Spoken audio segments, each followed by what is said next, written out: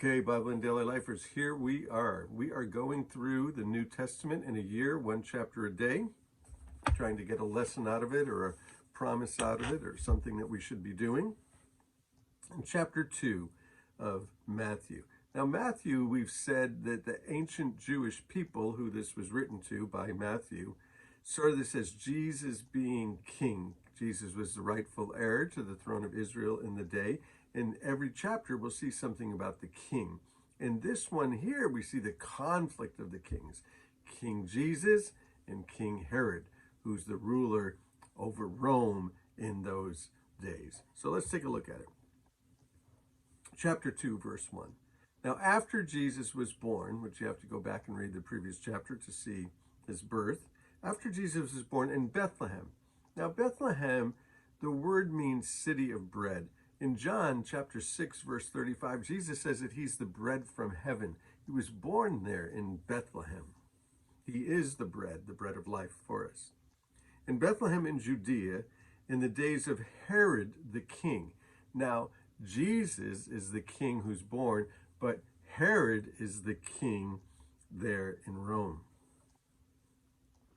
In the days of Herod the king, and behold, wise men or magi from the east of Jerusalem, came to Jerusalem, saying, "Where is born the King of the Jews?" Well, in Rome, you had to have the king, the sovereign, who was worshipped as gods, really. And so where's the King of the Jews? There's a conflict there. King Herod's not going to like the idea that there's a competing king. Jesus being the king of our hearts. I hope he's the king of our hearts. They said, "For we saw his star as it rose, and we've come to worship him."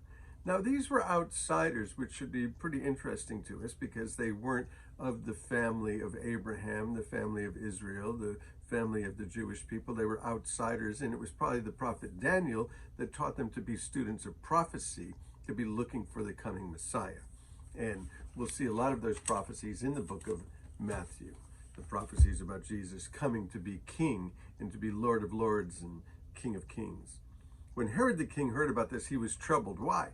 Because there's a rival king. And what you need to know about King Herod is he's very unstable and he's very jealous. They said it was better to be Herod's pig than to be one of his relatives because he was afraid that his relatives were always looking for his throne and he might take them out. So King Herod, when he heard about this, he was troubled. And all of Jerusalem with him, and assembling all of the chief priests and the scribes of the people, he inquired of them where the Christ would be born. And they said it would be in Bethlehem because that's what the prophets have written.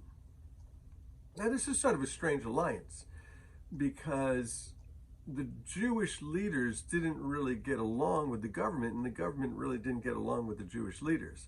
And so for them to be joined together is a strange thing.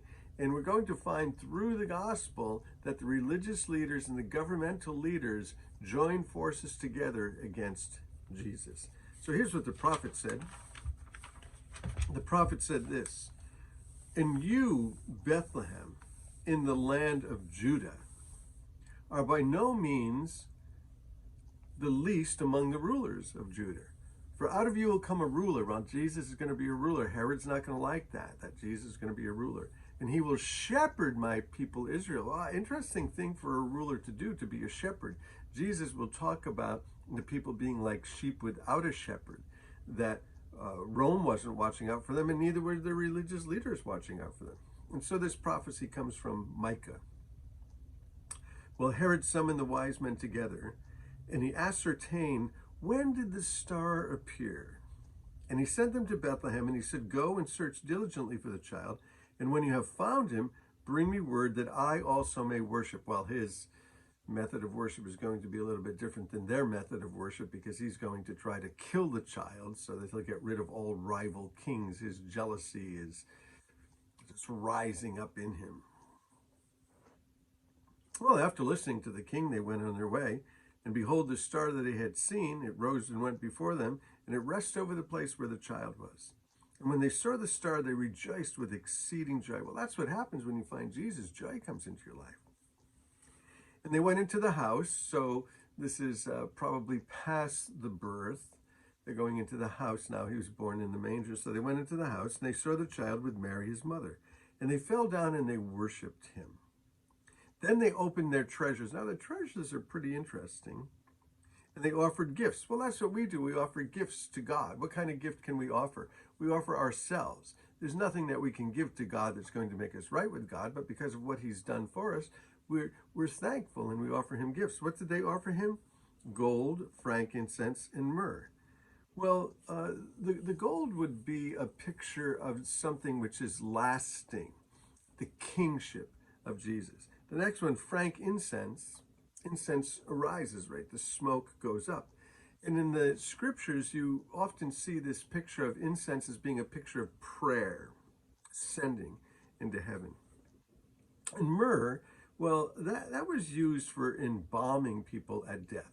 And so they bring gifts for the king, they bring gifts that represent prayer, going up to God, and they bring gifts for death. Wow, that's sort of unusual. Well, the whole life of Jesus came in order to die. Not only to die, but to resurrect from the dead, never to die again, and to ascend into heaven. And so these are the gifts that they bring to him. Kingly gifts, gifts of prayer, and gifts for his death. And being warned in a dream not to return to Herod, they departed to their own country by another way, because Herod was going to go after them, and Herod was going to try to kill the baby.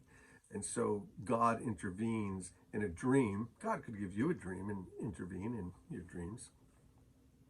And they go another way. Well, it says, now, when they had departed, the Magi, behold, an angel of the Lord appeared to Joseph in a dream. So God is speaking in dreams to these people. And he said, rise and take the child and his mother and flee to Egypt and remain there until I tell you.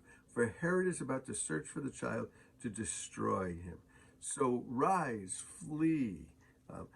They're learning now some lessons of guidance, learning to listen to God. Mary and Joseph, learning to listen to God. They rose, they took the child and his mother by night, and they departed to Egypt. And they remained there until Herod died, when Herod wasn't looking for the child anymore. And this was to fulfill what was spoken of by the prophets, because this book, Matthew, is written primarily to the Jewish people who had all of these prophecies, 300 prophecies about the Messiah coming, and written over the centuries, various prophets in various times and various places. Well, this prophet comes from a prophet named Jeremiah. And it says, out of Egypt have I called my son. Well, the prophecy had to happen for him to go down into Egypt so that he could be called out of Egypt. The prophecy is fulfilled. Then Herod, when he saw that he'd been tricked by the wise men, he became furious. And he sent and he killed all the male children in Bethlehem and in all of that region who were 2 years old and younger, not taking any chances, going to kill every child in that time frame, every male child, to make sure that the king would not rival him. It's crazy what people will do when ego gets a hold of them. Would kill them all, according to the time that he had ascertained from the wise men. And this was what was fulfilled from the prophet Jeremiah, when Jeremiah said, a voice is heard in Ramah, weeping in loud lamentation, Rachel weeping for her children, and she refused to be comforted because they're no more. So the slaughter of the innocents is what this is known as. And then it says, verse 19, but when Herod died, behold, the angel of the Lord appeared in a dream to Joseph. Joseph is still getting revelation from God. God is still guiding him, still leading him. He's in Egypt. And he says, rise and take the child and his mother and go. Go to the land of Israel. So now they're going to go back home. For those who have sought the child's life are dead. And he rose, and he took the child, and he took his mother, and he went to the land of Israel. But when he heard that Archelaus was reigning over Judea in place of his father Herod, he was afraid to go there, and being warned in a dream, he went into the region of the Galilee. So this Jerusalem is the city, and Galilee is the countryside, really, where the fishermen are, and all the farmers are, all the flocks and the herds. And he went and he lived in a city called Nazareth.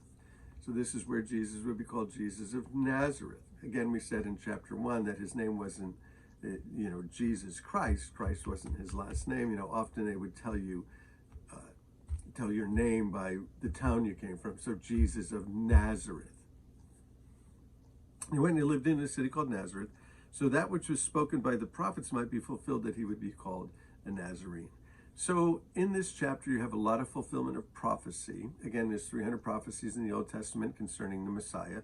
And as we go through, we'll talk about the probability of those happening. It's literally impossible for any human being to fulfill all 300 of those. But Jesus did, and here we have those. And again, we have Jesus being the king, and the other kings are jealous of Jesus, the king. And so that happens all through history, Jesus being the king. So keep on that theme, and we'll look at it every day. And God bless you, and see you guys soon for Matthew chapter 3. Bless you.